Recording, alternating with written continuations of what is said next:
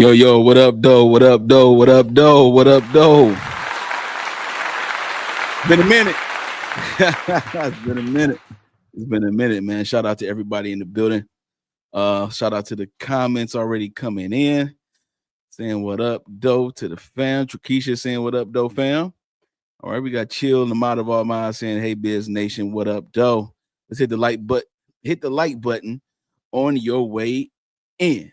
All right, hit the like button on your way in. It's been a while. It's been a minute. All right, I'm definitely out the algorithm for sure. A few things happened along the way recently. So I am definitely trying to pay it backwards and forwards at the same time. There's been a lot of different things going on when it comes to like my work schedule and all this kind of stuff, but mainly this project that we're trying to work on for the Letcher County situation, the case that I've been covering. We've been covering the Sheriff Mickey Stein's case on this channel heavily. And so in recent history, we have gotten to a place where we're trying to do some things a little bit on a major scale. And I have been in communication with some very distinctive heavyweights, all right, when it comes to documentaries and things of that nature. And so I'm working side by side with the company that we're trying to launch this particular documentary concerning the Mickey Stein's case and also Letcher County corruption. So I want to first just say, bear with me, okay? Bear with me. Shout out to Big Nation and bear with the boy. We're doing some things, man. And so it's been a minute. But how have you all been? I know we got some replay crew that's probably gonna hit up, you know what I'm saying? But those that are here, I know it's a handful of us, but how are you all doing? I'm excited to be back. I'm excited to be able to get back on this live and chat with you all, man, and go through some new stuff that's going to be taking place. You know what I'm saying? And so I'm definitely excited about, you know, the future of what's going to take place. In the meantime, in between time, if you have access to the Sean Mickey Stein's folder, go ahead and look up the folder. There is some more information that I put in there, some more transcripts, some more depositions. The Chris Triplett affidavit is in there concerning his complaint that he made when it came to Ben Fields and Jennifer Hill's interactions and things of that nature. This case is getting crazier and crazier. We don't have any major update as far as like another hearing or anything of that nature yet. I am keeping my ear to the ground. There is going to be some news soon, but nothing as of right now. Also, with the Devin Michaels case, all right, the Devin Michaels case in Las Vegas, where she decapitated her boyfriend or children's father in Vegas. She actually was supposed to be sentenced. It was a sentencing hearing, and she reneged and said that she could defend her innocence. And so we also touched on that as well here earlier in the year. And so we haven't heard anything about that just yet. I think they're still in discovery. So it's going to be totally crazy. That's another crazy case that we've come across as well.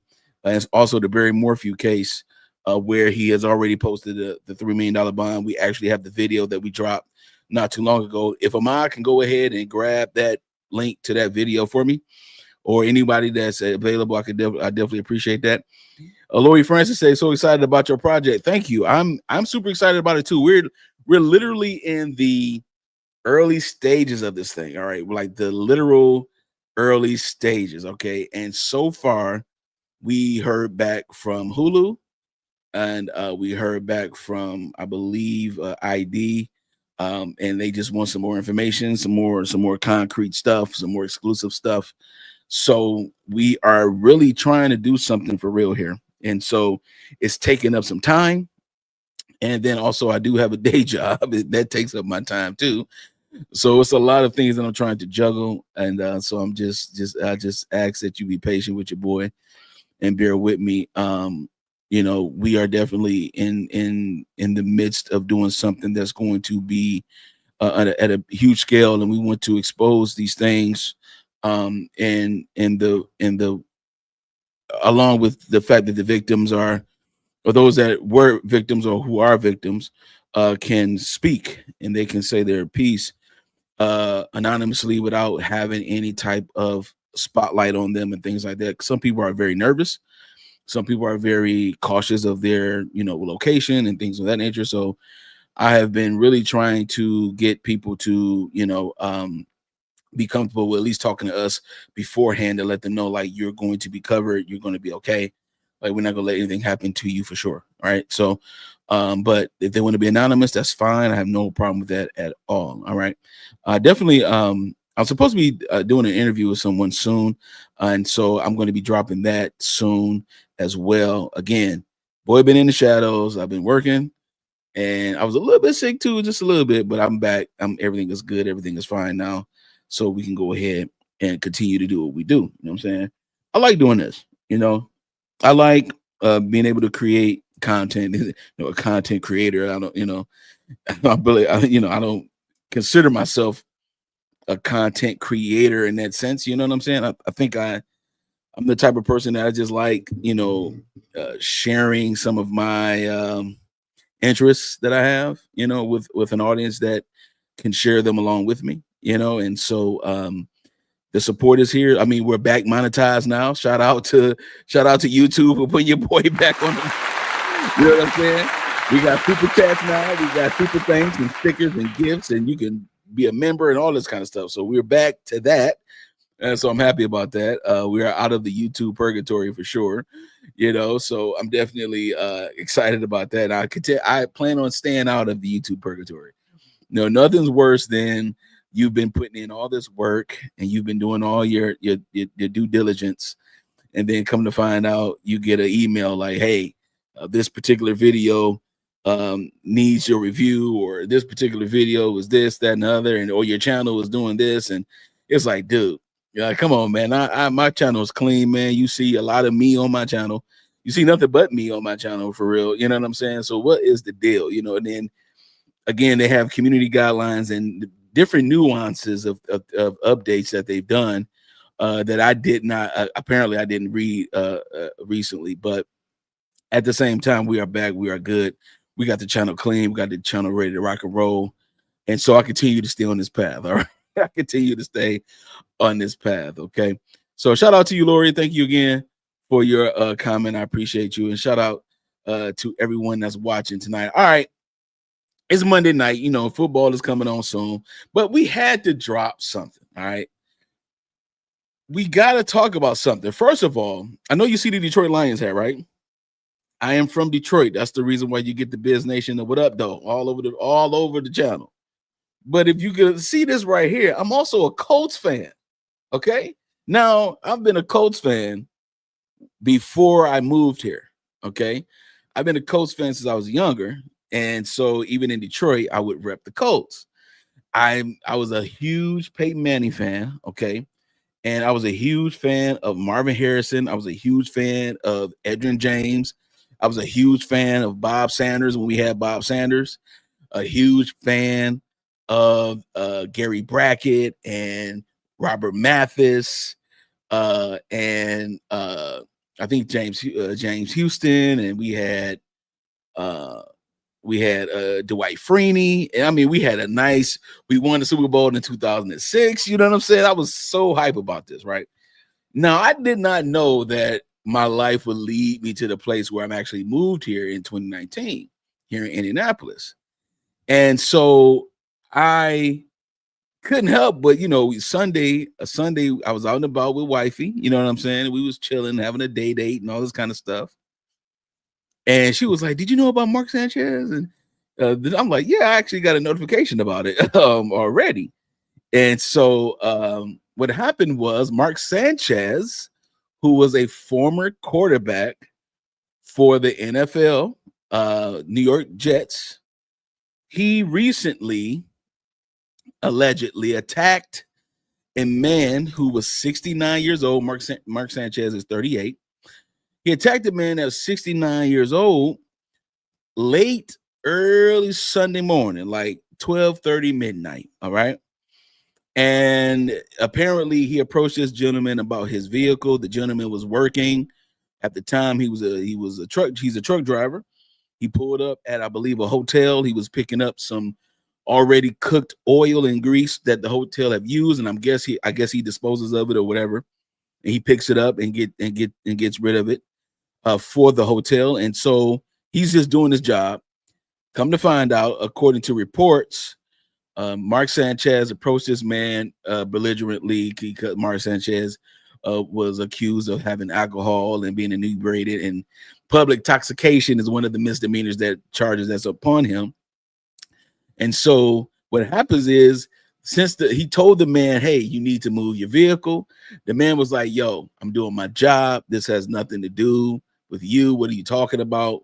Blase split. And then all of a sudden, Mark Sanchez acts so belligerent, allegedly, that he gets inside the man's vehicle to move it himself. Okay. Obviously, the man was defending his job himself. And in the midst of that, both gentlemen ended up being injured. Okay. Mark Sanchez was hospitalized. He was stabbed by the 69-year-old because the 69-year-old man was defending himself. And also the 69-year-old man was hospitalized as well because Mark Sanchez did assault this man. Now, this is according to reports. All right. He assaulted this man, I believe, first, according to the reports. And this man had neck injury. His face is battered and bruised. His jawline here has a laceration that's like 6 inches deep, to the point where he had a stabbing to his jaw all the way through to his tongue. Okay. Now, I'm not going to show the photo on this channel, but what I will do is share the link, because I have the photo in my Google Drive. I'm going to share this link with you all. Hopefully you all can get this. Okay. You all can click the link in the chat. All right. This gentleman, you will see the actual non-redacted version of the photos. Okay. I will not show the unredacted portion here. However, we're going to look at some videos. We're going to look at some stuff here. We're going to get caught up with this case. And we also have some footage that came out today where you see Mark Sanchez bloody walking up the streets of Indianapolis with a bloody wound, stumbling, things of that nature. And it is very it's not as graphic, but it's black and white. It's the street cam. And this happened downtown Indianapolis, here in my new city that I've been here for 6 years. And Mark Sanchez is a Fox Sports analyst and color commentator for Fox Sports. So sometimes when we have certain games, he is one of those commentators that's commentating on the game, but with the play-by-play commentator as well. And so he was here this weekend because the Indianapolis Colts yesterday put foots inside of the Las Vegas Raiders, and he was supposed to commentate this particular game. Due to the fact that he was not able to do that, because not only was he hospitalized, he was also arrested while he was hospitalized. Brian Greasy was his replacement. Okay. Yes. Yes. The picture is crazy. All right. It's insane. I repeat, I will not show it on my channel here, the unredacted version. There is some redactions that we might see. You can get an idea, but if you want to get the full Monty of it, hit the link in the chat. You will see exactly the photo of this man in the hospital. So let's go ahead and get into this case. I know I've said a mouthful here, but let's go ahead and let's get this popping. Here we go.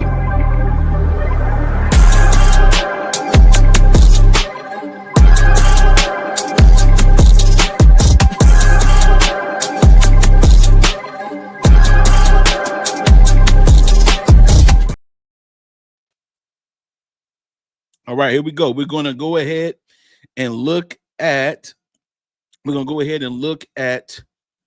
this gentleman's this get a brief synopsis of what's going on here, and then we're going to go ahead and get it popping, get into this. All right, let's go. And exclusively here on CBS 4 tonight, our Russ McQuaid has new details of Sanchez's stabbing and talks with the man who the ex-quarterback went in to help for. Those are the handprints of Mark Sanchez on the front window of Lofner's Pub and Eatery downtown, where he staggered in for help after he'd been stabbed early Saturday morning. Here you can see them a little bit better, and this is what it looked like from inside Lofmiller's Pub, where bartender Scott Bennett was closing up for the night at 12:30 Saturday morning. As I was closing, somebody was banging on the window. Thought it was just a random person. Went up to look and saw that the person needed help. And I went outside, and the person that had blood on him, he said that he had been shot. Brought him inside, laid him down, and we called 911, put towels over the injuries that he had. Indeed, when IMPD first responded to the scene on West Washington Street, officers thought they were being called out to a shooting. Instead, they found this man beaten and bloodied, who told them he was parking a big truck in this alley on his regular route to pick up cooking grease when Sanchez, in town to broadcast the Colts-Raiders game for Fox Sports, started harassing him and pounding on him. Sanchez. Okay, now real quick. Okay, I see. This is a lot. This is a lot. All right. But real quick though, just to be fair, there has not been anything like this related to Mark Sanchez's name before. Mark Sanchez is known to have like a clean type of lifestyle. Okay, a clean type of reputation. So a lot of the Jets, former players of the NFL the NFL New York Jets, a lot of those former players are literally shocked at the fact that this guy is even in this particular situation. As you can see right here on this video here by the report, it says he stated that Mr. Sanchez smelled of alcohol and his speech was slurred. Now, for someone who myself, I do, as you can see, if you look right here, I don't have a problem with having a little something every now and again, right? However, there are limits to where you go with this, all right? And so there are some drunks that are like, their humor comes out, right? They get real super silly. I'm one of those, right? If I get a little tipsy, I get my creative humor starts going, right? So that's one thing. Then you have the one that's like the emotional one. They cry all the time. They sad. They go through all these things, right? So you have the sad drunk. You have the silly drunk. You have the angry drunk, right? The angry drunk, they just mad at everything. They do all the talking, right? All the talking. They pissed off the whole nine. Then you have the violent drunk, where the violent drunk their anger turns into violence no matter what state they are in, and then they will attack you. They get in people's business that they have no business being in. Then they try to control, regulate, and attack. All right.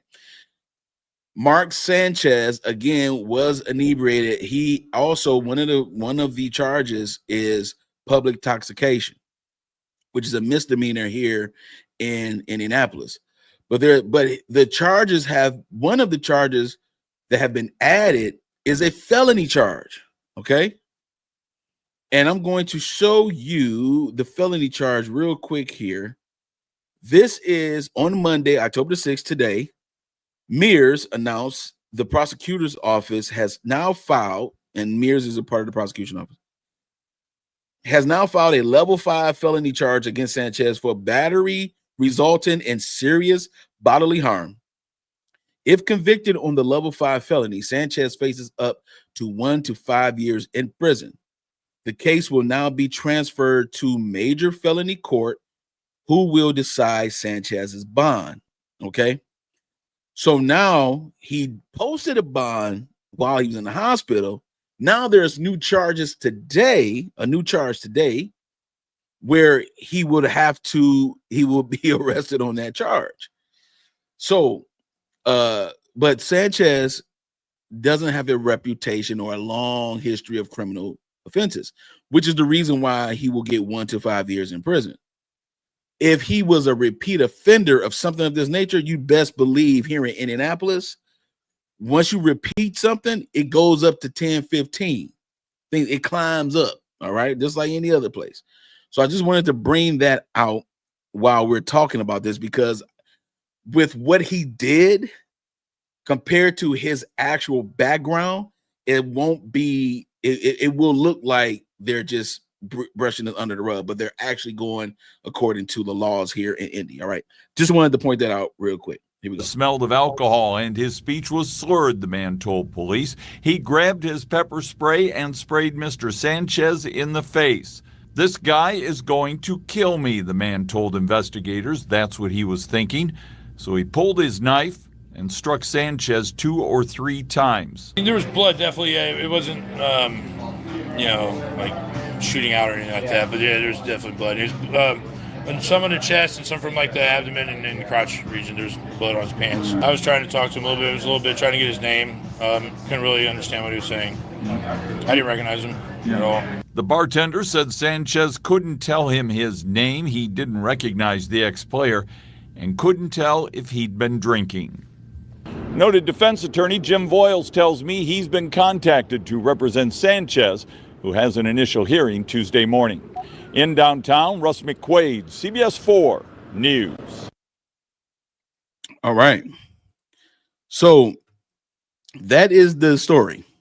All right. That is the story. That's what happened over the weekend. All right. As of even right now, I'm in the midst of getting notifications about this case right now concerning a lawsuit that is going to take place. So we're going to go over that as well. This whole thing is, again, a new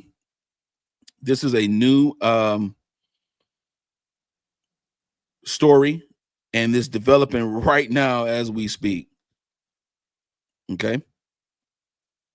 So I'm going to go ahead and send this to my email, and we're going to go ahead and go over this lawsuit that this gentleman has filed against Mark Sanchez. All right. Sheriff Chuck in the building, saying he will end up getting the felony dropped and do probation. I'm, you know what, to be honest with you, I kind of agree with this. Because again, as I forestated, there's no real priors. And so, so with that, the probation will be lengthy, but it seems like that might be the way it goes. Now it depends on if the prosecution can actually prove that this particular charge is warranted. But as you can see, based upon the pictures of the gentleman, you best believe there's going to be some type of fight with that. All right, Cat Not Williams in the building saying, hola, hola. What up, Doe? Cat Not Williams in the building. I love Cat, man. Thank you so much again for coming through, Cat. I appreciate you. Always want to clap it up for Cat real quick. Always want to clap it up for Cat real quick. All right, now let's check this out. We're going to go ahead and look at the press briefing that took place earlier today. All right. We're going to look at this, and we're going to get to the nitty gritty on the charges, like the official stuff here. All right. I'm going to just set the time on 1.25. Let's go ahead and get it popping. All right. And again, we are here. We're monetized now. So if you want to support the channel, you can. I have all my links and stuff back now. Everything is back up and running. All right. We had a good stretch, and then all of a sudden YouTube was like, wait. Like that Leonardo DiCaprio gift. You know what I'm saying? Like, whoop, right? So now we're back up and running. It feels good to be back. Thank you all so much for joining me tonight. Even though this is football night, but this is football related. This is a sports story. Okay. This is a sports story. This is a story of a former NFL quarterback, Mark Sanchez, who allegedly assaulted a 69-year-old man downtown in Indianapolis, here in the city that I live in now. So you're innocent till proven guilty in my book. That's the way I kind of roll. I don't get caught up in the whatever the report is. That's it. I want to dig deep into what this is. There was supposed to be a court hearing tomorrow, but the court hearing tomorrow, there's been a motion filed for waiving the Mark Sanchez's appearance. So let's see how that goes. All right. So there's so much stuff going on right now, right? Shout out to Kat, man. shout out to Kat with gifting out. Look, she said, member for 10 months. Your YouTube is still tracking my time, sir. Look at this. This is her. This is not her membership, gifted membership, but this is her. It tracks how long you've been a member of the channel. She's been a member for 10 months. Shout out to Kat. Shout out to Kat man. Shout out to Kat Oh man, that is hilarious. That is hilarious. You have the time, sir. Your time has been tracked. You are still in the business. All right. I appreciate you, Kat. I appreciate you, Kat. Thank you all so much. Thank you so much. That is so much love. That is so much love. Shout out to Kat again.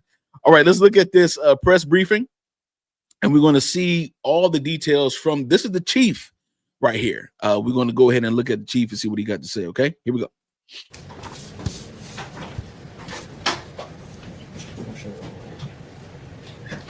Facts. Good morning, everyone. Ready? Well, thank you for being here. I am Chris Bailey, the chief of the Indianapolis Metropolitan Police Department.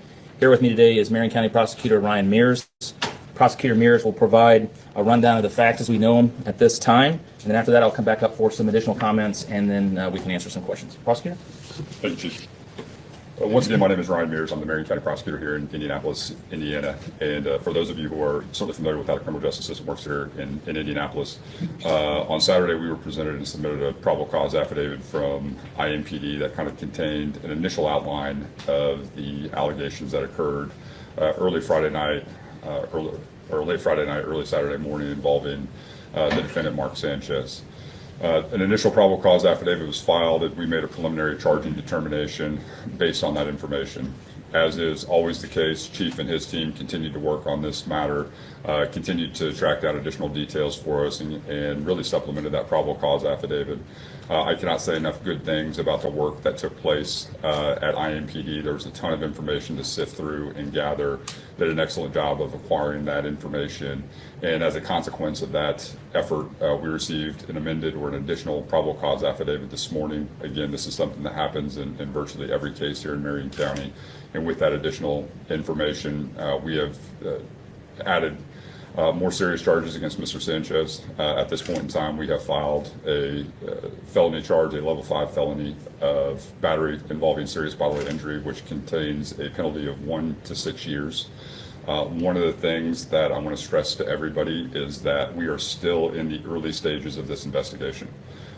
Chief and his team have a number of search warrants that are still outstanding. They're still tracking down additional information. This is by no means the end of this investigation. This by no means means that these are going to be the final charges that we move forward with. We could not have done this case and be in a position to make today's charging decision without the hard work of IMPD and people in the community who came forward with information and pointed us in the right direction. And we've gathered a ton of information.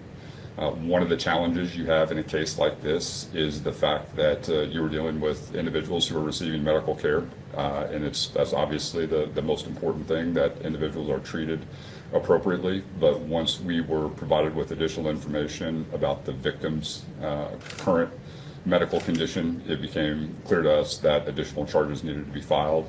There's a supporting probable cause affidavit which was filed with the court today, which outlines the additional information which we have received thanks to the effort of IMPD, and that's why we were able to file the charges. A couple of things just about this incident.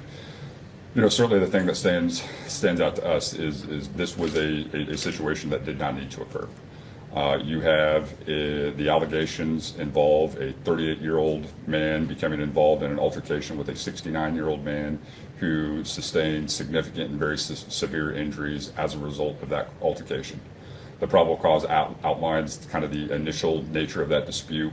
We are literally talking about people fighting over a parking space, or a dispute about where people are parking, and it resulted in someone receiving just incredibly significant injuries. Where this incident took place was an area of the city which was very well covered by surveillance footage. There are multiple angles of surveillance footage which capture the events that occurred. And in addition, we had a number of civilian witnesses who came forward with provided information about what took place. For us, though, we need additional information, and Chief's team is working on that. And once we receive that additional information, additional charges might be appropriate to file. In a case like this, one of the things that you are considering is where people are coming from, where were people going, what were they doing? And then once individuals receive medical care, we're obviously very interested in what those medical records look like, because they can a lot of times give us greater insight into what was going on that day and potentially provide some information into an individual's state of mind. And so with that, I'll turn it over to Chief Bailey. Thank you, Prosecutor. First and foremost, I want to say that my thoughts and prayers are with the victim in this case and his family as he is on the road to recovery. I also want just to express just how proud I am of the officers and detectives of this police department who, those early morning hours of Saturday, rushed in to provide medical care and find out what was going on, and then spent the next really 2 full days putting this case together to present to our partners at the Marion County Prosecutor's Office. All of them, including deputy prosecutors, including the prosecutor himself, worked all weekend nonstop to bring those initial charges. And as he said, we continued to work on this case to find additional information, additional evidence, and additional witnesses to make this case stronger.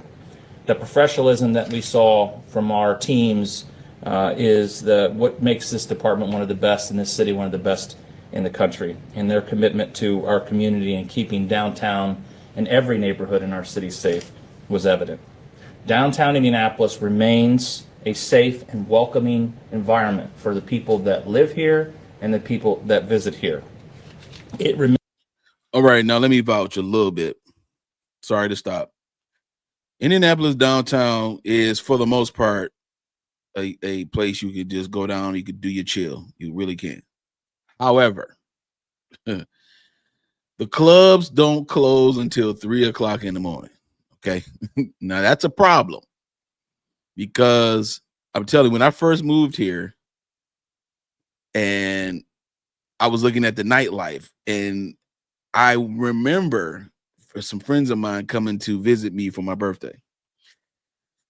And I remember, because we from Detroit, we walked in at like 11:30. We tried to, what I'm saying, before the club closed or whatever, right? This was when I was going out to a club. And I get there and it's empty. It's ghost in the club at 11:30. I'm trying to figure out what's going on. So me and my partners, we still in there. And it hit like 1:30. We starting to wrap up. We about to go ahead and go. You know what I'm saying? We make the best of it, when we go out.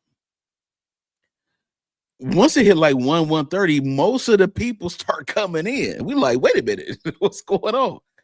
They're like, oh yeah, we don't stop until 3 o'clock in the morning.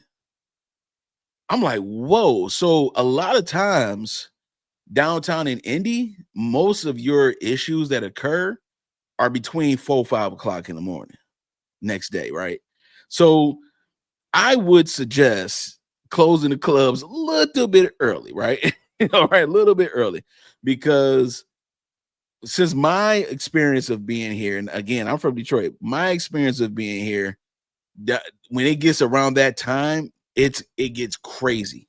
It gets legit crazy. So keeping downtown safe, I hear you, Chief. But at the same time, I'm like, look, I can vouch for the fact that y'all do the best y'all can. However, on the flip side of that, them clubs is closing at 3 o'clock in the morning is no bueno, for real. All right.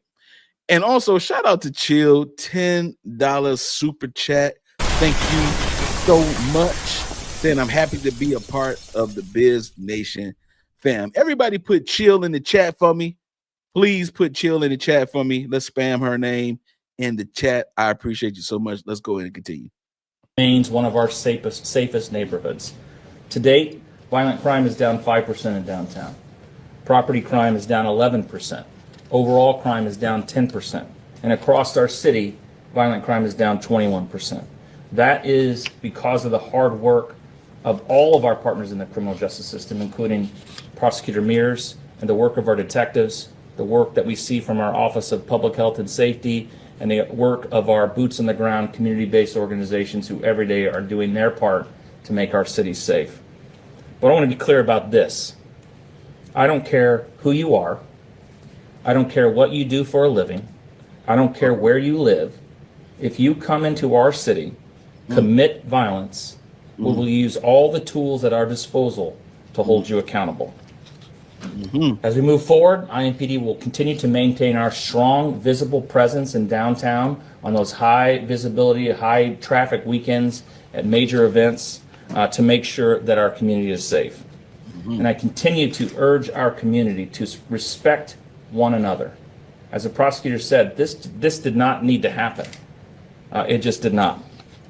We need to recognize our differences, respect those differences, and deal with our conflict without resorting to violence, because it's just not worth it. I appreciate the cooperation of our community and the downtown residents and businesses who continue to support their police department, each other, and work with us to solve our problems.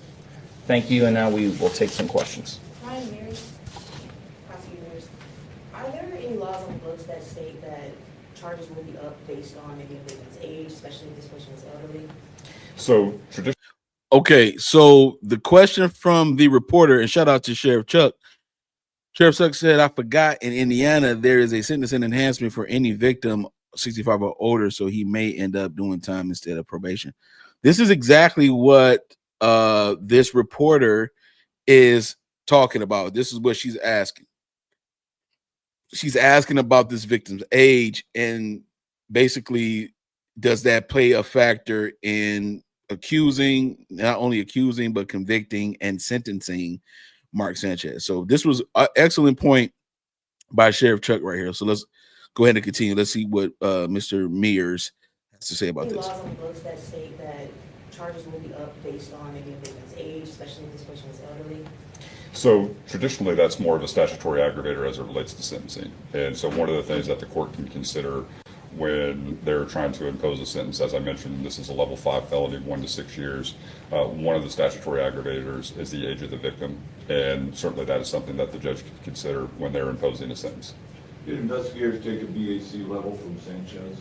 Well, anytime anyone's admitted to the hospital, there's a number of things that are conducted as just kind of a matter of routine and a matter of procedure. And I think as you work through the process, certainly their health records are protected. We have to go through that process of making sure that any information that we receive is obtained through the proper channels. And I know Chief's team's working on that. Do we know if investigators have had a chance to talk to any of Sanchez's associates to piece together what his Friday night was like before this happened? I can't answer exactly what step in the process the investigators are at, but as the prosecutor mentioned, just because charges are filed doesn't mean the case or the investigation stops. So the investigators will be looking into all those things, and I think the medical records are going to be extremely important for both individuals to help the prosecutor make an important or a charging decision to see if there's some other way to another charge that needs to be added, but also to see if there was some sort of altered state of mind of the individuals involved in this incident. Does the felony mean his bond has now changed? So we'll look. So as you know, we're currently assigned to a misdemeanor level 6 court with the additional charges. This case will be transferred to a major felony court, and then it would be up to that major felony court to make the determination as to whether or not a bond should be imposed regarding the new charges. Again, these. Okay, so this is a great question again by a reporter, because just to let you know that he did post a bond on the lower charges. He posted a $300 bond, cash only, while he was in the hospital. So he's officially, technically not arrested anymore. He's still hospitalized, but he is not technically arrested anymore because he did post a $300 cash only bond, right? But now that the additional charges have been added and there's a felony charge on it, now the felony court will have to determine whether or not they're going to put a bond on Mark Sanchez from the felony court.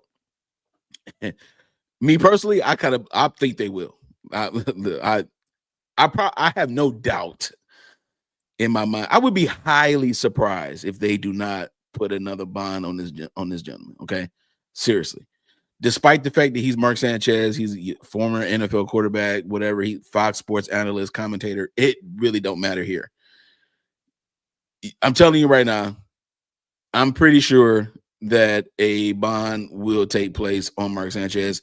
I wouldn't be surprised by tomorrow or maybe tomorrow evening, maybe early Wednesday morning, that there is some type of, hey, guess what? He's been arrested again on this particular charge, and this particular bond is going to be set on this particular charge. I would not be surprised if that happened here, Andy. Okay, just being totally real with you. So again, I would be highly shocked if that did not happen. So that is another thing that they are referring to right now, is that about this particular, because there's an additional charge, is there going to be an additional bond on that? Because he already paid the $300 for the bond for the misdemeanors that he had, but he has a felony charge on him now. So definitely it's going to be some new news in a minute. So let's continue. New charges are supported by an amended probable cause affidavit, which goes into way more detail about what took place on that night, and also more clearly outlines the nature and extent of the victim's injuries in this case. How does the state's self-defense law play into this and the allegations?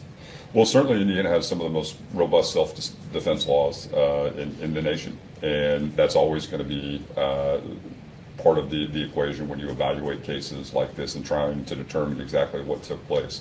And it will certainly be at the center of this particular trial as well when we have conversations about were people acting reasonably or not. And in Indiana, you have no duty to retreat.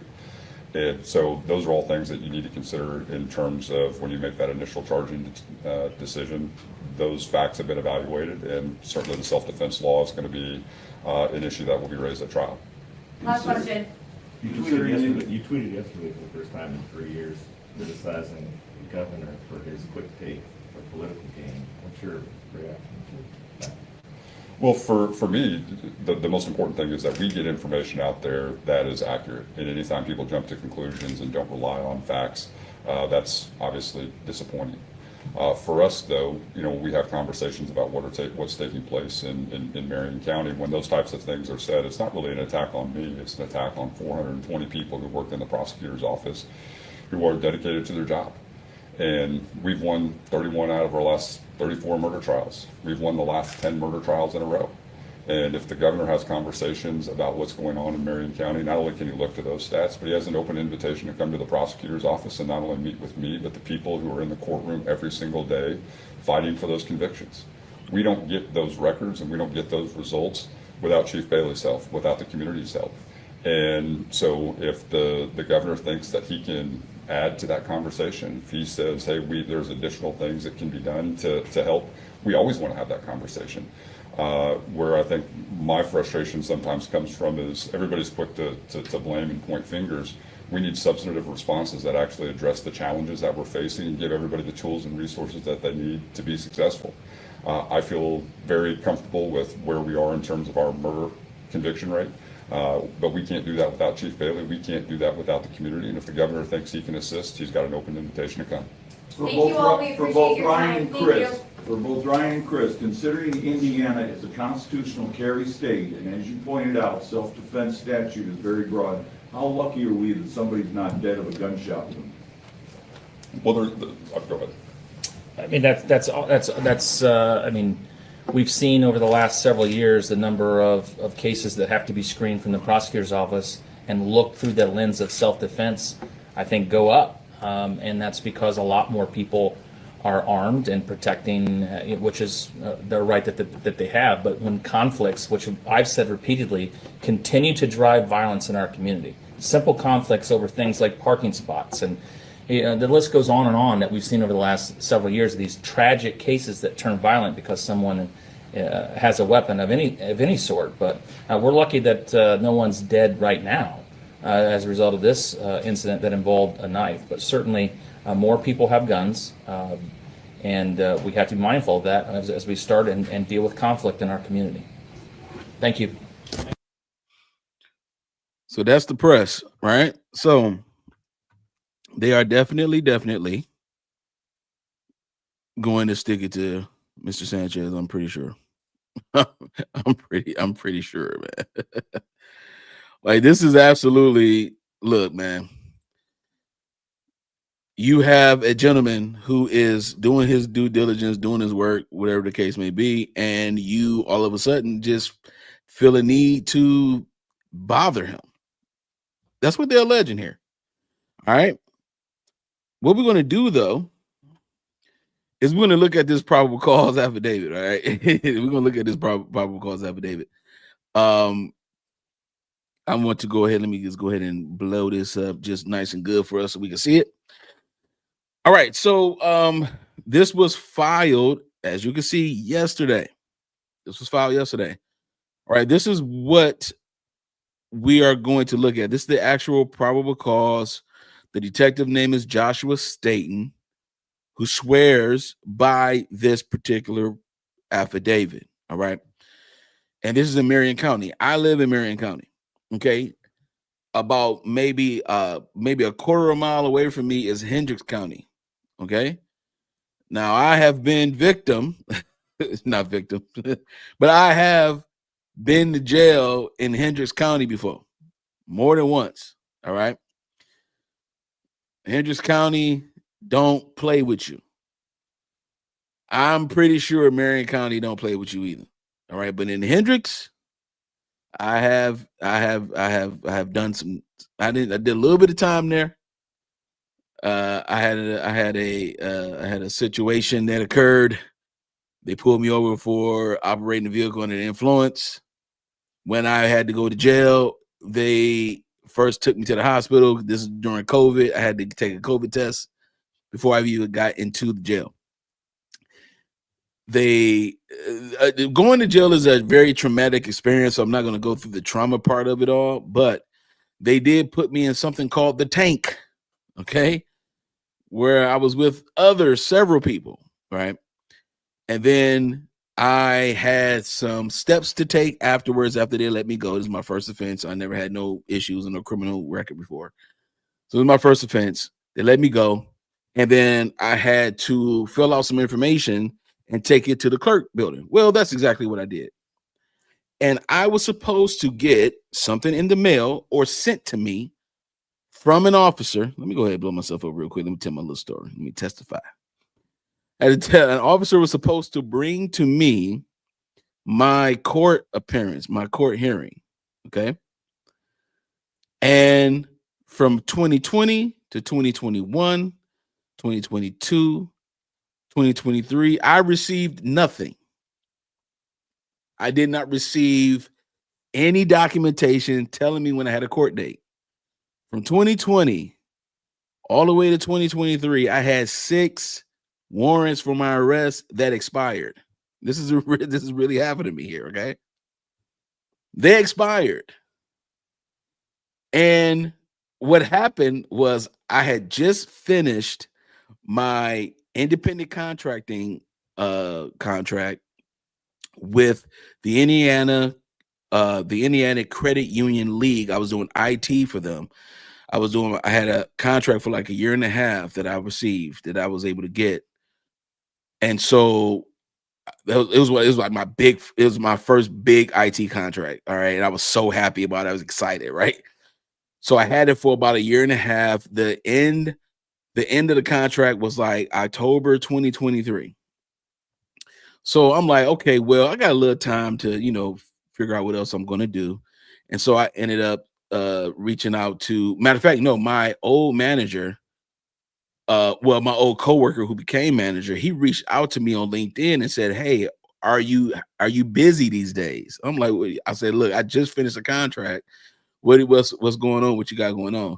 He's like, "Man, I got something real basic and simple. I just want to do a computer replacement project that we're doing, and I just need you to do all the setup, the imaging, and all that kind of stuff, like just real basic IT stuff, like level 2 IT stuff." I'm like, "Bro, I ain't got nothing going on right now. Bet." So I had to go through it. This is my old company. I had to go through the hiring process again. They told me that I had a warrant for my arrest. They told me through the background check. It was like, "Yo, we can't hire you right now because there's a warrant on you." And I was like, "Wait, what?"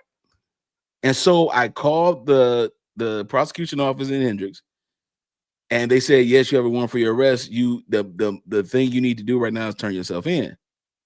And I'm like, "Wow, like I didn't even know y'all had a warrant for arrest for what, right?" And it was for the fact that I did not appear in court. I turned myself into jail, had to go back in the tank. I go back in the tank. I'm with a gentleman who was William Shatner all night. Okay, it's just me and him. This is the tank. This is where you put all the prisoners in there. And this man was shattening all. Listen to me. First of all, the food is terrible. I didn't eat anything.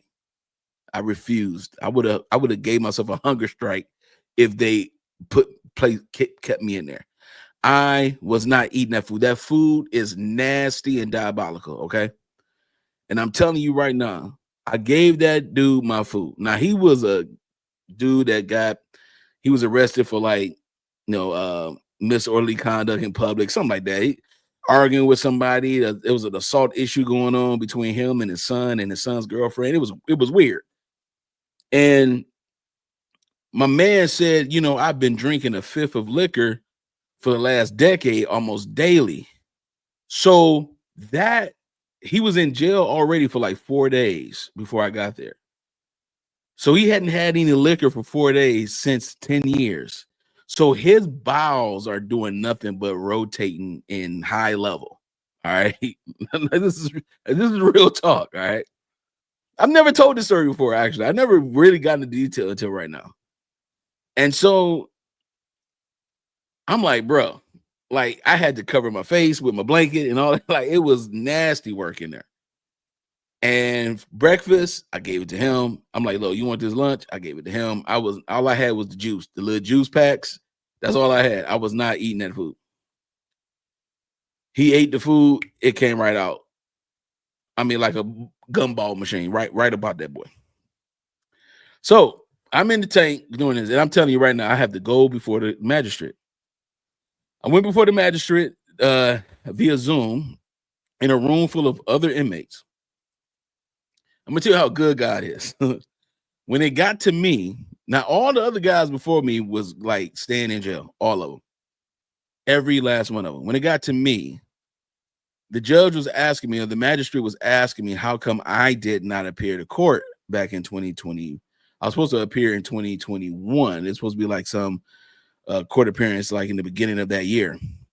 I said, "Sir, I have not received any documentation about appearing in court." I said, "As a matter of fact, I went down to the clerk office and did everything I was supposed to do, and they didn't give me anything right then and there, and no one ever came to me." I said, "And also, Your Honor, you had 6 warrants that were expired. None of them came to my house and arrested me. So obviously there's some type of address situation that's going on, but it's not because I was trying to not come to court. You all never told me my court date." So the state is there as well. The lady started talking, and she was like, "Wait, hold on, Your Honor, hold on. It was an address discrepancy on my file. The reason why the officers kept going back saying that we can't find where this person lived at is because whoever the clerk was did not process my address correctly.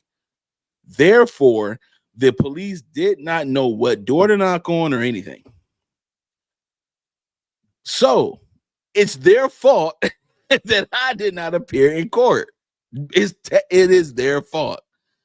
Okay. I had to appear to court anyway. He finally gave me an actual court date. He was like, if you don't appear in court on this February, it's like February 2023. That's right, 2023, because that's when I had to appear in court. So from 2020 to 2022 is when I had the 6 warrants.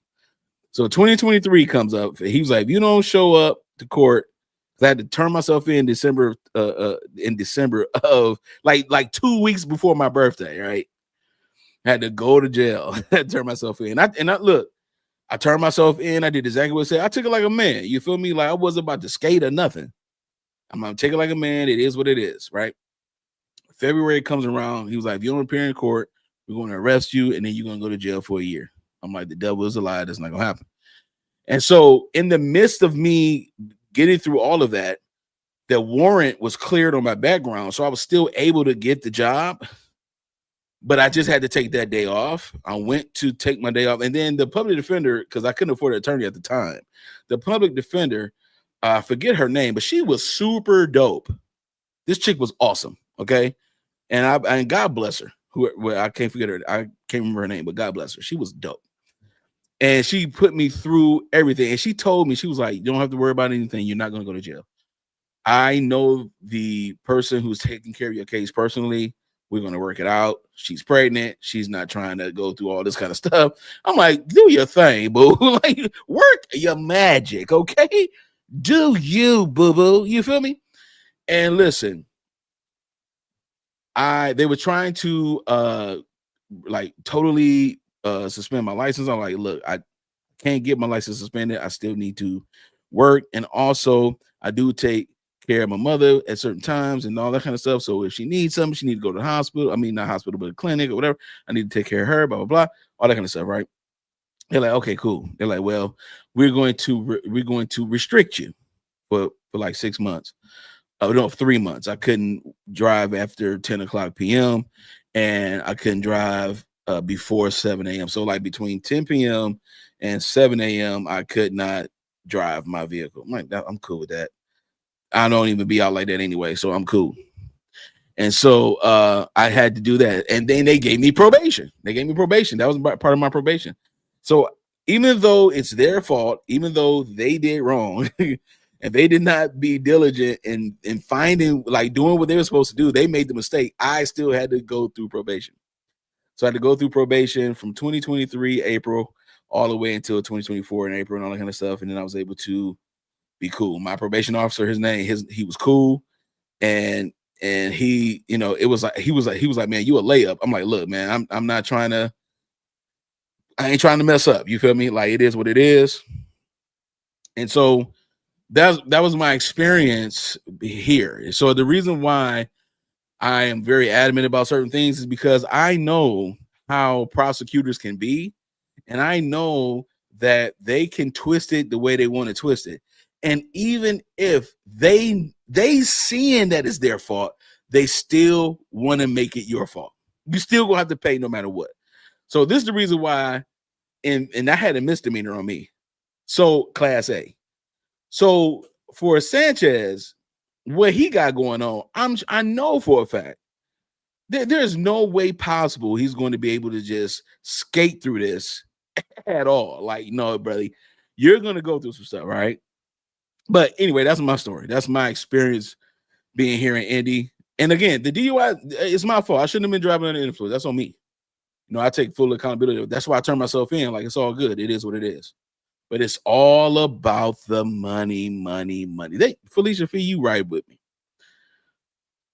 Everybody put fee in the chat. Put fee in the chat. You right with me. It's all about that bread. Right, it says Detectives Joshua Staten says on October the 4th, we right here in the beginning at 12:35 a.m. The IMPD officers were dispatched to 301 West Washington Street on a report of a person shot. Okay. It says when officers arrived at the Low Miller Pub and Eatery located on 301 Washington Street, they came into contact with a male, later identified as Mark Sanchez, with several stab wounds to his upper right torso area. A second person was located in the alley west of the location near 50 South Senate Street.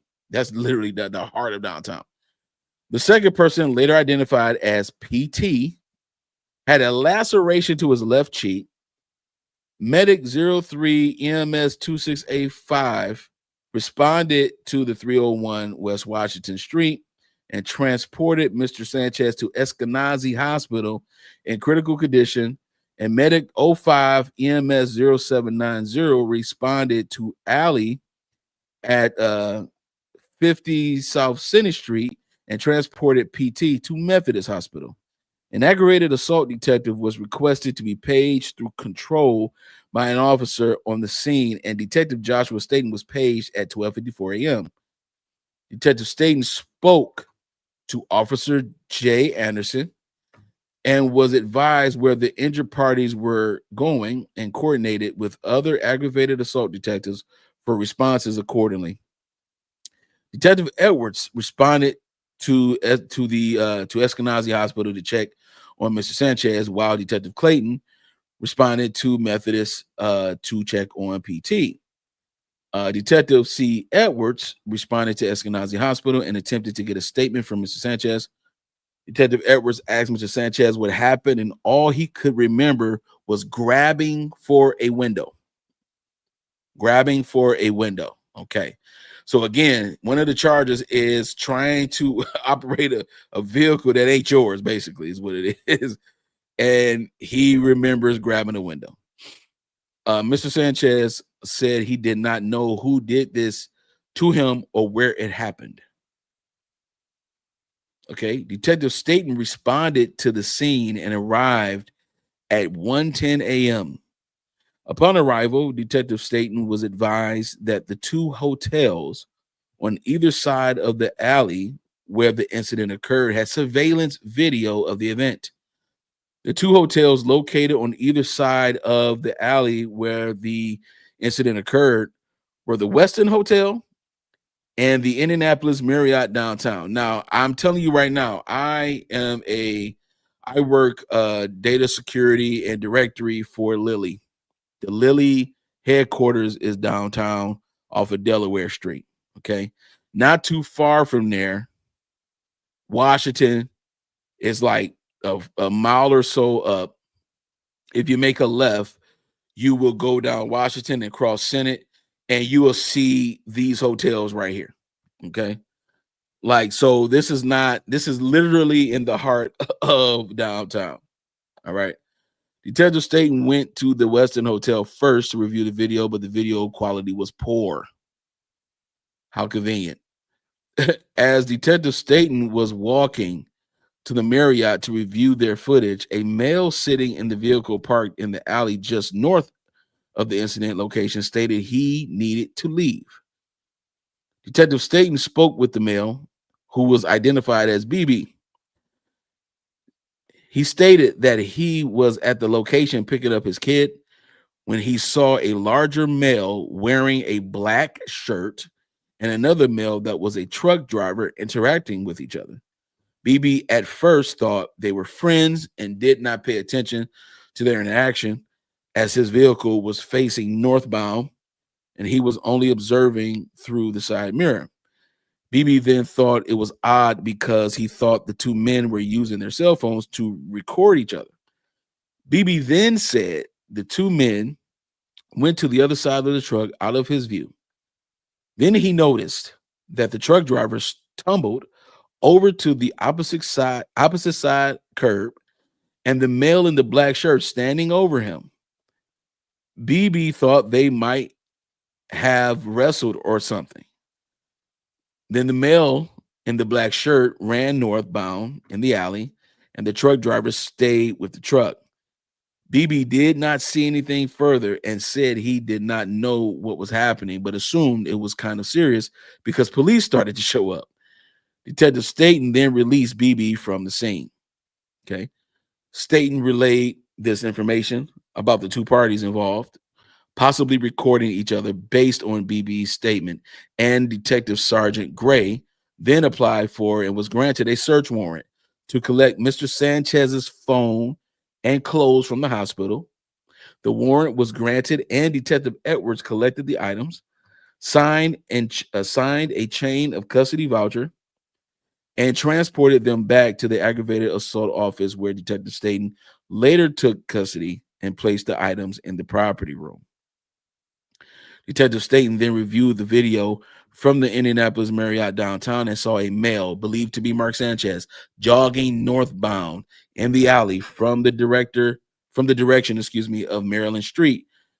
Mr. Sanchez runs towards a large box truck that is backed into the loading docks at the Westin Hotel and goes behind the truck and then reappears, still heading northbound. Mr. Sanchez then heads to West Washington Street, and is out of view for a little while. Mr. Sanchez then reappears, heading southbound, and approaches the delivery truck again and goes behind it before reappearing and approaching the driver's door.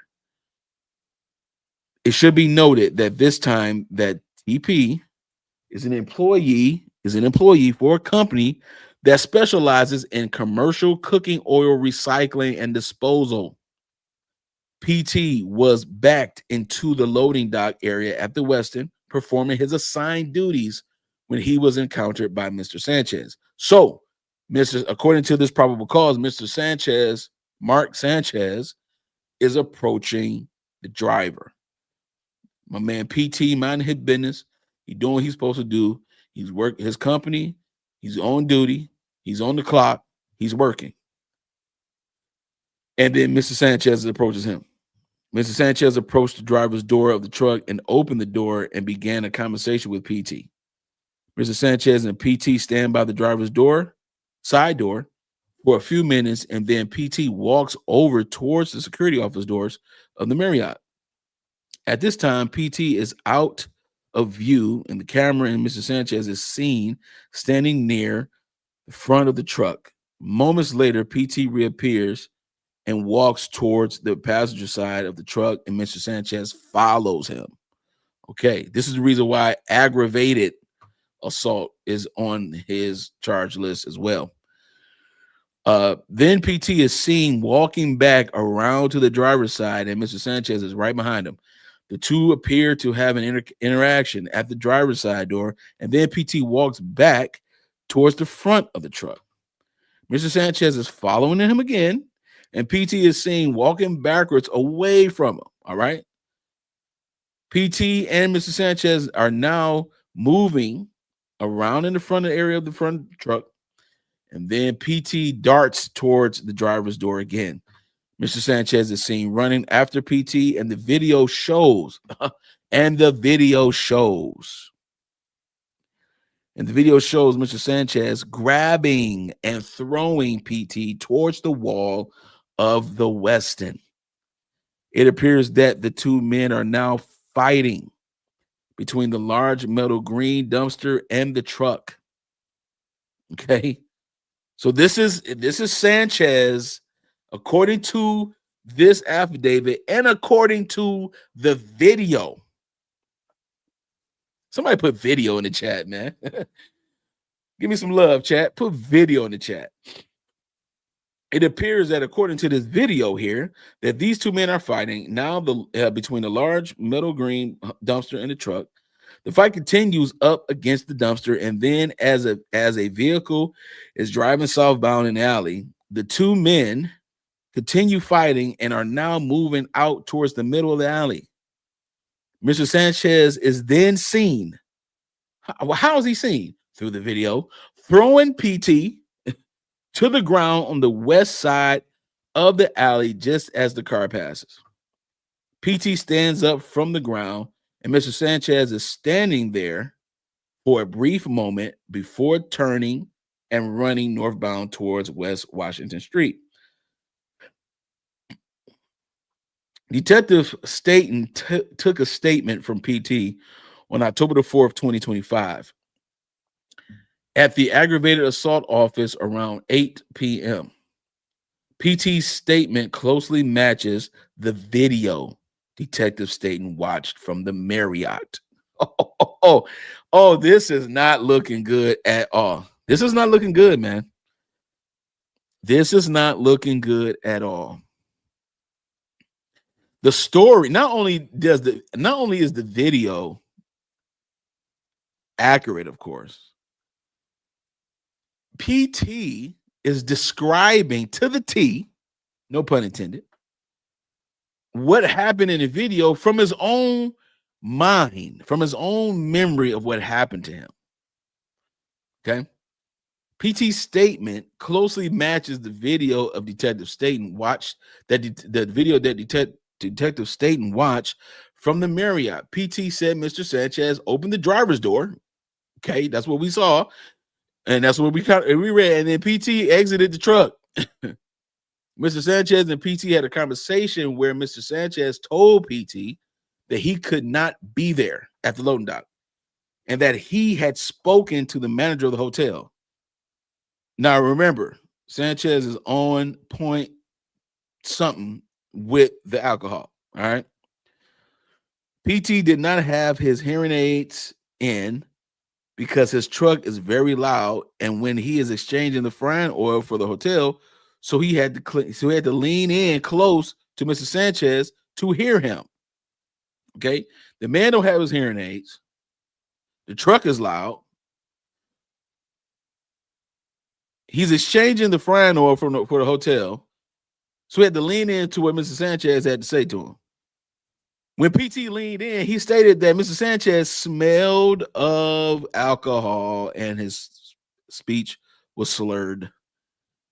PT was confused and stated he needed to contact his manager to find out what exactly was going on. PT described Mr. Sanchez, whom he did not recognize, was well dressed and groomed, so PT assumed he could be the manager of the hotel. PT don't know who Mr. Sanchez is, all right? He don't know that Mark Sanchez is the former NFL quarterback for the New York Jets. Mark, we don't know you no more. Okay? PT don't know that Mark Sanchez is now a Fox Sports analyst, and he's on Fox every Sunday doing color commentary on the game live and in person. He doesn't know him. So he's like, yo, he's well-dressed, groomed. He had to be well-groomed because he had a game to commentate on October the 5th, yesterday. Yesterday was the Colts versus the Raiders here at home. So he had to be groomed and all that kind of stuff. So that's not far-fetched, right? PT described Mr. Sanchez, whom he did not recognize, was well-dressed and groomed. So PT assumed he could have been the manager of the hotel. Sanchez, all right, then climbed up into the cab of the truck and leaned over the driver's seat and looked in towards the middle area between the seats. PT told Mr. Sanchez that he was not allowed to be inside of the truck, and Mr. Sanchez came down. Mr. Sanchez kept repeating that he had spoken to the manager, and they did not want PT to do that, which is replace the fryer oil. Sanchez then tried again to get into the truck, and PT stated again that he could not let him in the truck. PT said that he knew at this time that he had a problem. PT tried to get his cell phone from the truck, and Mr. Sanchez blocked him from trying to call his manager. What is going on here, man? What bruh, you are here to do one job, and you out here acting a fool, according to this probable cause affidavit. PT then walked around the front of the truck, and Mr. Sanchez followed him, but stood near the front of the truck. PT is seen walking westbound off camera to the opposite loading dock area of the Indianapolis Marriott downtown. PT stated that he knew that entry point was the security office for the Marriott. So he was attempting to flag down one of the security officers to help him with Mr. Sanchez. Apparently the guy been there before. Apparently he is totally aware of who's who in the hotel. Now, does he have anything to do with managers? Probably not. He doesn't need to. PT then walked towards the passenger side of the truck, and Mr. Sanchez walked with him. PT attempted to get into the passenger side of the truck, but was blocked by Mr. Sanchez.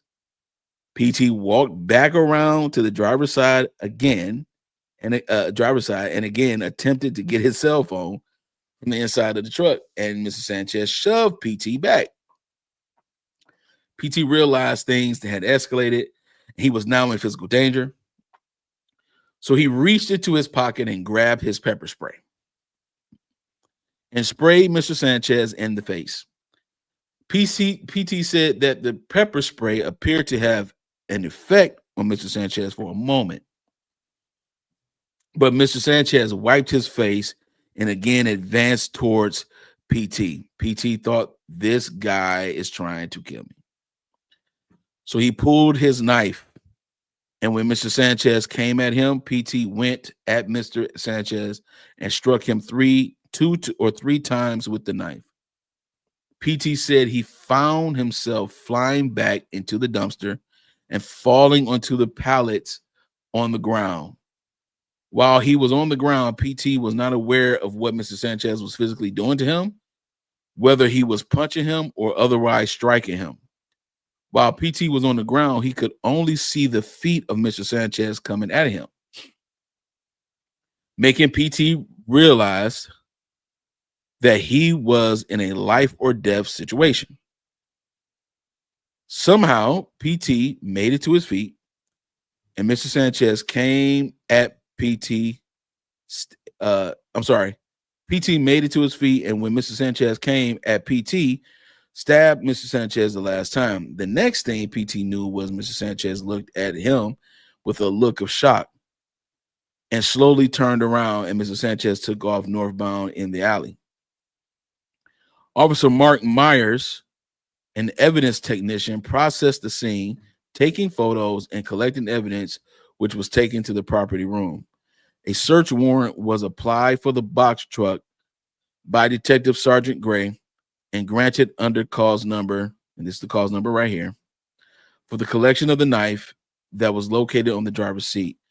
Mark Sanchez was placed under arrest for battery, unlawful entry to a motor vehicle, and public intoxication. And this is the original affidavit of the probable cause, right?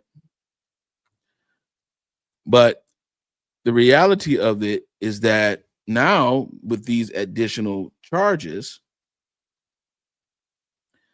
there is a felony on this now, right?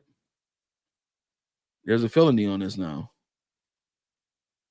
So we have footage of Sanchez walking after this incident. It looks like he's walking on the streets now.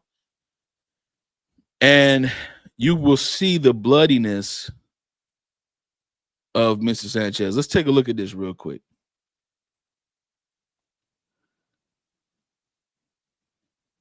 You see that? So Sanchez is walking around from the alleyway onto the street, and the street cam shows Mr. Sanchez all messed up. He got a phone in his hand, and he goes to the bar. So, for whatever reason, Mark Sanchez, according to this probable cause affidavit, he is the approacher of this entire situation. He aggravated this particular situation. Okay. Now I want to go to the Bleacher Report because I am a part of Bleacher Report. I do have a Bleacher Report account, and I want to show this article here because it states truck driver files. Here we go. He files a lawsuit against Mark Sanchez, Fox, after stabbing incident. So Not only is Mark Sanchez being sued, also Fox is being sued. Okay. So this is what happens. This is another thing. This is the same thing that happened with Shannon Sharp recently. Now he settled his case. But this is what happens. They go after everything, right? And to be quite frank, if this probable cause affidavit is accurate, and it seems like it is because PT is describing the incident exactly the way the video is showing the detective. This man had every right to think that he was going to be approached for harm, for bodily harm, for harm of his life. The man is 69 years old. He's picking up frying oil, y'all. Okay? Can we just... The man can't even go... He can't work and get his frying oil from the hotel without being messed with. Okay? This is diabolical behavior. Now, I'm not sure what personal issues Mark Sanchez is going through, because for the most part, Mark Sanchez has been on Fox ever since he's been retired almost. So, but I don't know if he has that thing of, man, I used to be an NFL star, or I was a top star at one point, and now I'm just like a regular guy. Don't nobody know me anymore, and blah, blah. I don't know if he's going through that. I don't know if he had a case of CTE. I don't know what's going on with Mark. All I know is that according to this probable cause affidavit, this man's story is lining up with what the detective saw on the video. And then we see Mark Sanchez leave the scene in the alley, go onto the street. And I believe he's on Washington Street at this time, because that's where they got him, picked him up at. He's stabbed, he's bloody, everything. He's all over the place with his phone in his hand. All right. This is diabolical. It says here, and again, this is the Bleacher Report that I just got while we're doing this live.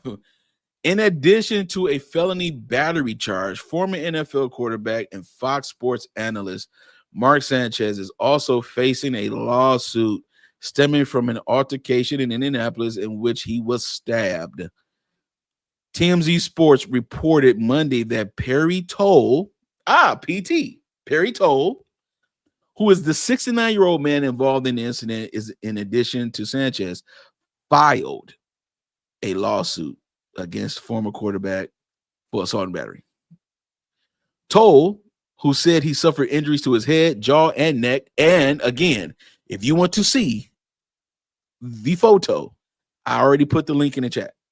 Okay. If you need the link again, just put a 1 in the chat. I'll send the link again, but the link is in the chat. I'm not going to show it on this channel because it is gruesome. Okay.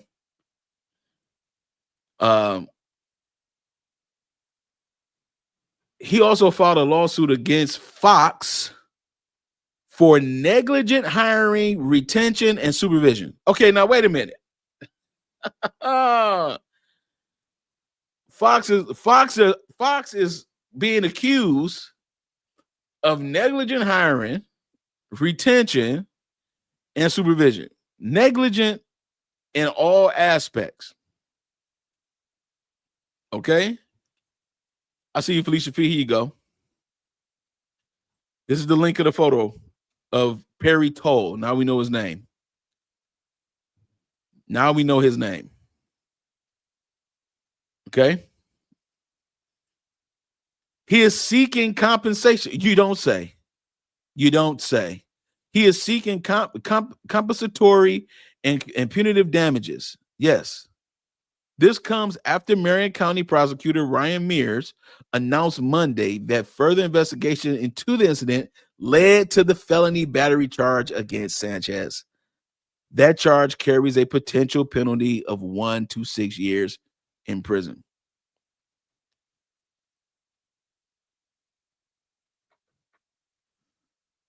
received an amended or an additional probable cause affidavit this morning. Again, this is something that happens in virtually every case here in Marion County. And with that additional information, we have added more serious charges against Mr. Sanchez. At this point in time, we have filed a felony charge, a level 5 felony of battery involving serious bodily injury, which contains a penalty of 1 to 6 years. One of the things that I want to stress to everybody is that we are still in the early stages of this investigation. Chief and his team have a number of search warrants that are still outstanding. They're still tracking down additional information. This is by no means the end of this investigation. This by no means that these are going to be the final charges that we move forward with. There you go. Okay. This is repeating the same thing we just saw. Look at this. Chief Bailey, like, man, look, I don't care who you are. I don't care who you think you are. You ain't about to come to our city and cut a fool and you just gonna leave. All right. You ain't about to come here, cut a fool, dip out, act a fool, continue your job. No, you're not doing it. The IMPD previously announced Saturday that Sanchez was arrested at the hospital for misdemeanors that included battery with injury, unlawful entry of a motor vehicle, and public intoxication. Fox Sports announced on the same day that he was currently recovering in the hospital in stable condition. CNN's Kyle Feltzker cited a new affidavit which was filed Monday and reported it said Sanchez was running in an alley near a hotel and approached Toll, who was parked in a loading dock area. According to the affidavit, Toll said he feared for his life and eventually pulled out his knife. We just read that.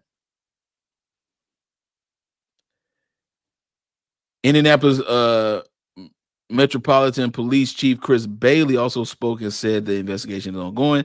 Just because charges are filed doesn't mean the case or the investigation stops. So the investigators will be looking into all those things. I think the medical records are going to be extremely important for both individuals to help the prosecutor make a charging decision to see if there's another charge that needs to be added. They're still looking to add more charges. This is not over. But also to see if there were some sort of altered state of mind of the individuals involved in this case. You talking about the intoxication?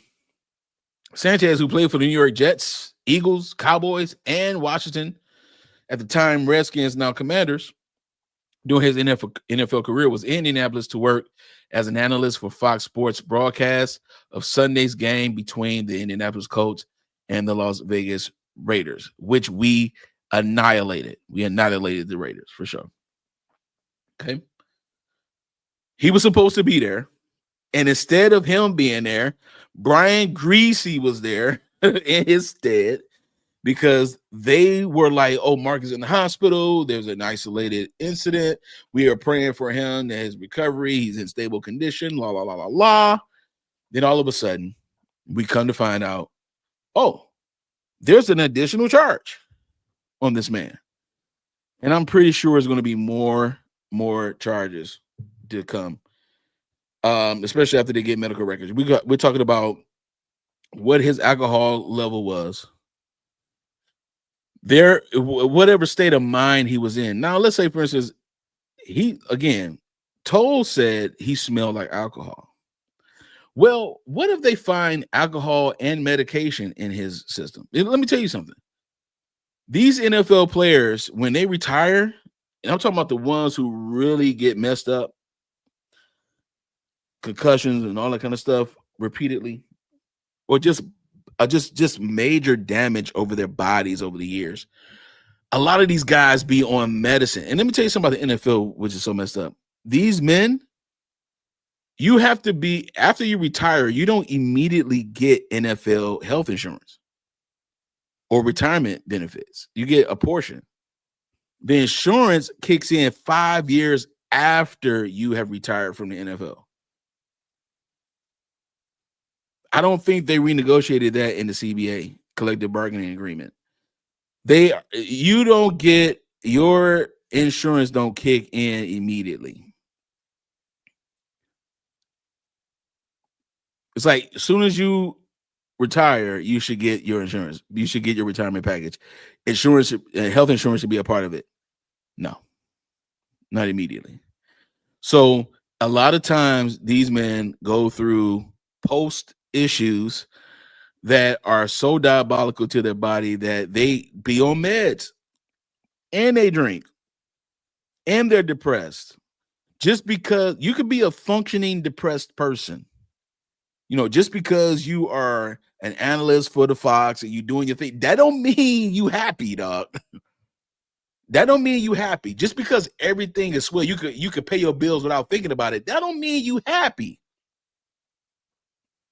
So there is going to be a consequence for sure when it comes to this situation. So this right here, I thought was crazy story. And again, I live here in Indy, as you can see. I'm got my coast flag up, but I live here in Indianapolis now. I've been here 6 years, and this is the first time since I've been here where there was some type of celebrity incident, or not celebrity, but well-known incident with a well-known sports person. You know what I'm saying? The most recent tragedy that occurred, is the death of Jim Irsay, who is like, he was the owner of the Colts, and he was one of them. He has a YMCA named after his family. Like he has done a lot of stuff for the city of Indianapolis, like for sure. Like he just has. And so right now his daughters and stuff is taking over the team and taking over all of the Irsay Family Foundation stuff. So the Irsay family is huge here, right? So that's like the most recent like citywide announcement that was like, wow, this is what a loss to the city, right? This right here is my first time hearing of any type of issue with an NFL or NBA or anything that occurred here in the city in real time. And so to me, this was like super just like, wow. And the more and more I looked at this particular story, the more and more it's looking like the video and Perry told, now we know who PT is, that his story lined up with the video. Now, Mark Sanchez is saying it didn't go down like that. So the motion that he filed to waive his appearance in court, he filed that today, I believe. As a matter of fact, we can look at it real quick.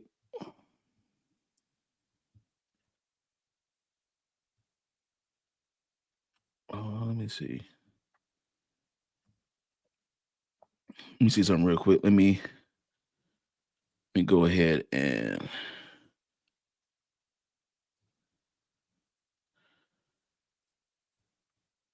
check this out real quick here.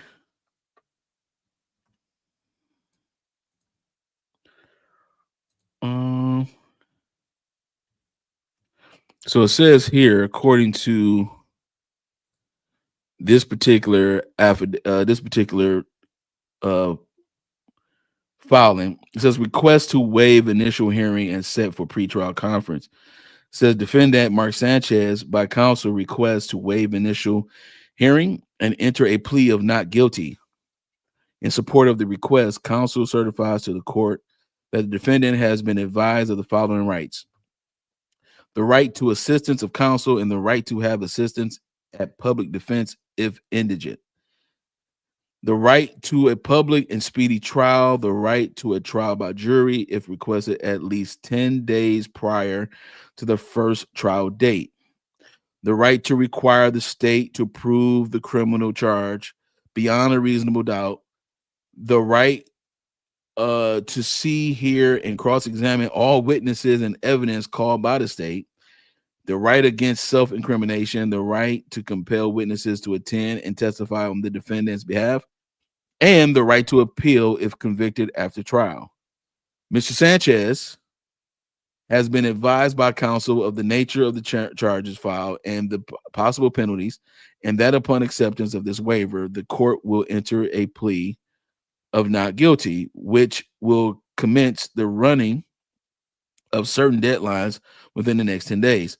Mr. Sanchez also requests that this matter be set for a pretrial conference at the court's convenience.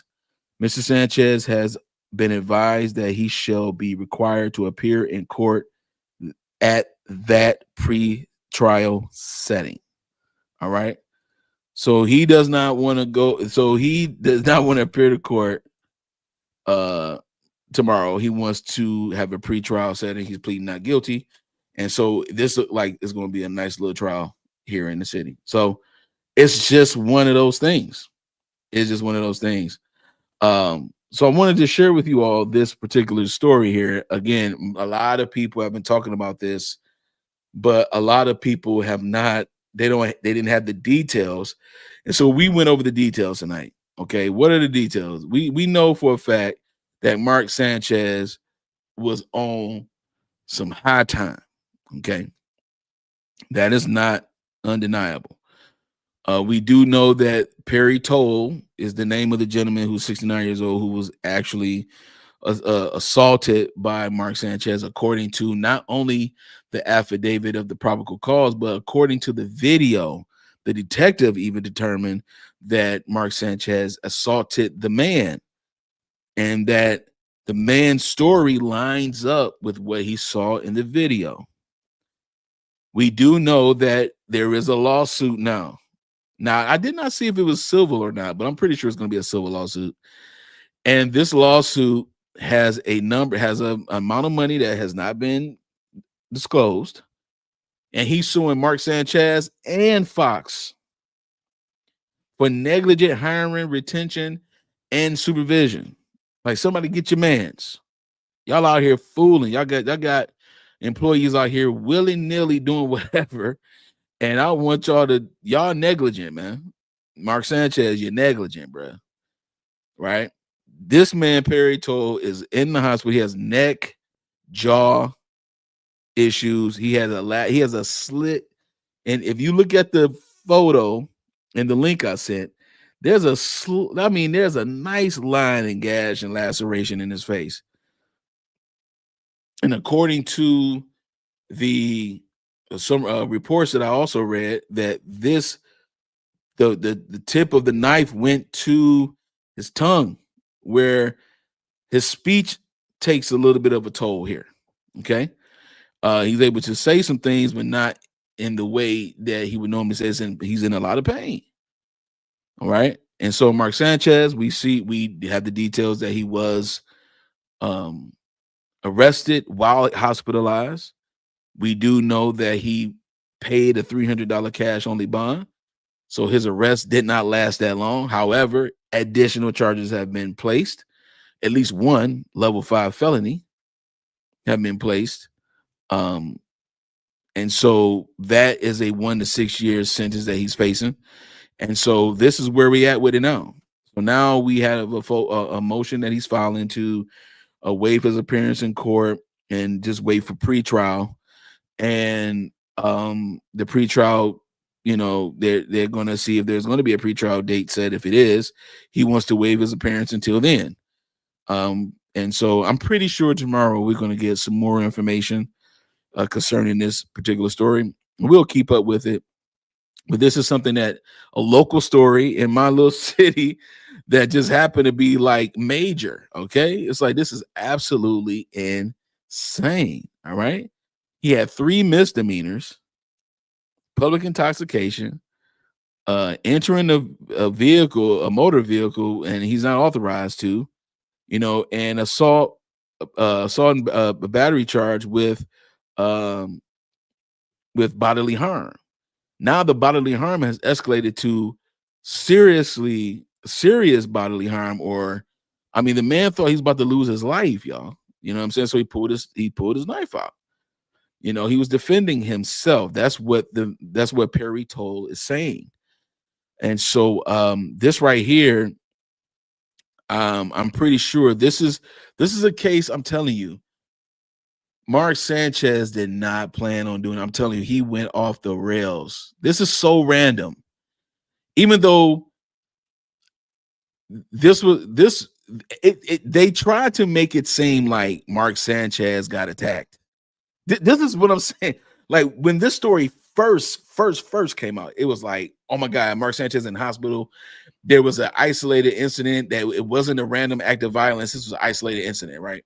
So it ain't like he got robbed or whatever. That's that, you know what I'm saying, or hijacked. No, an isolated incident. They're like, oh my God, he's in the hospital. Boom, everybody. Then all of a sudden, the details start coming out.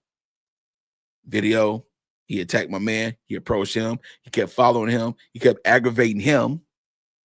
And my man said, hold my beer. I got some for you.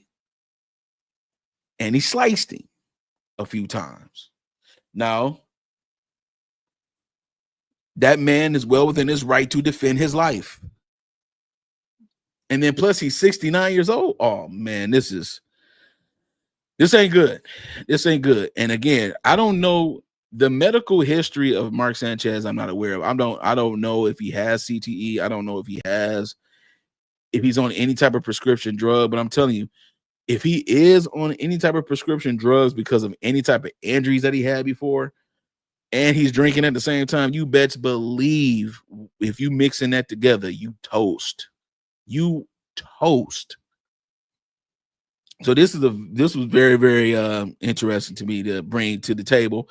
Again, we are a little bit on a pause with the Sean Mickey Steins case because we have a lot of the October 2nd has already passed. No, wait, was it October 2nd? September 2nd? It's already passed. So now they already have all the information they need. I think we're waiting on another hearing to take place. I believe the next hearing is going to be the judge's rulings on all the motions.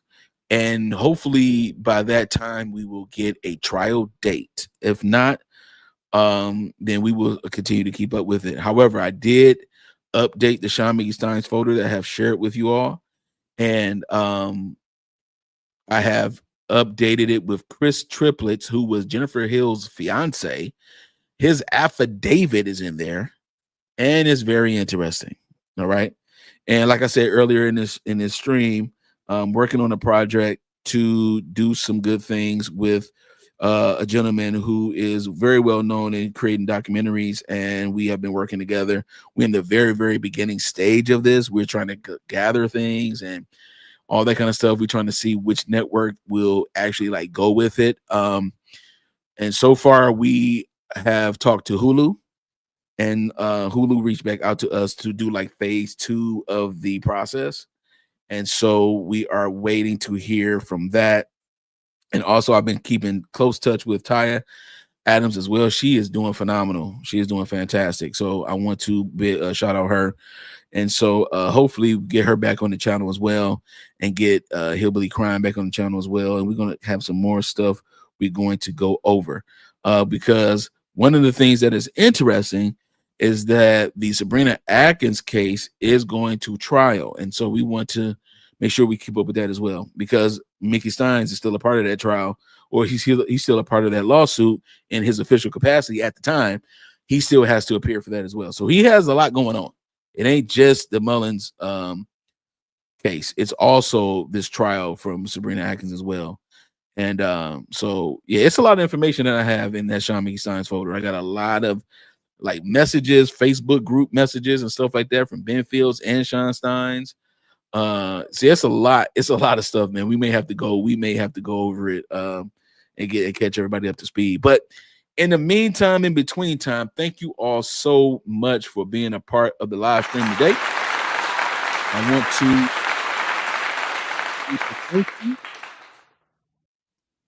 want to thank you so much for being a part, man. I know I've been gone for a little bit, but I'm back. We ready to rock and roll. We got some we got a vacation coming up. You feel me? We got a vacation coming up. So I do plan on doing a little bit of work here on the channel as well, but I'm going to spend some time with my wife, and we're going to go out and we're going to celebrate, you know what I'm saying, our love, ourselves, you feel me? You know what I mean? So we about to do that, but I'm telling you, I'm going to enjoy myself. I need some time off from working. I work a lot.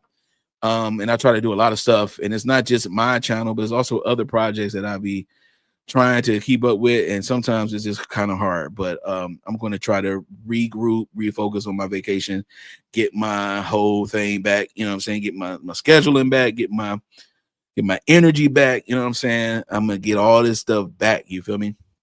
We're gonna be able to rock and roll. But like again, like I said, man, love yourselves, love each other, man. Give yourself some grace. You know what I'm saying? Always extend yourself some grace, man. Continue to be consistent with yourself. And I will see you all in a minute, man. I'm your boy Tay Biz. Peace.